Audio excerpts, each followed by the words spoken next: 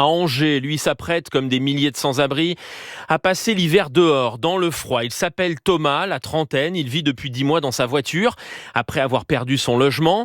Et il a eu l'idée d'écrire des poèmes sur des bouts de papier.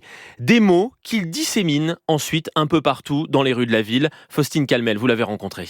Une fois ces petits mots rédigés, dans sa voiture ou au comptoir d'un café, Thomas part à la recherche d'un lieu où les déposer. Ce qui est marrant, c'est que vous pouvez mettre des mots comme ça dans les paniers des vélos.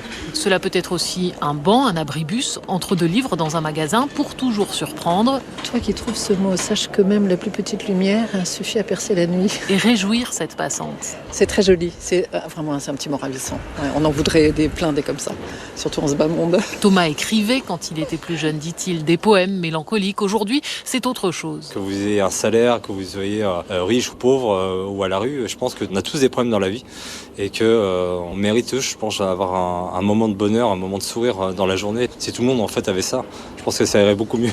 Et moi, ça fait énormément du bien d'écrire des choses positives. Il tient à son anonymat, signe de son pseudo sur les réseaux sociaux, Mes pensées personnelles, mais a pu une fois observer l'effet de ses poèmes. Cette jeune femme, en fait, s'est arrêtée, s'est assise, a vu le mot.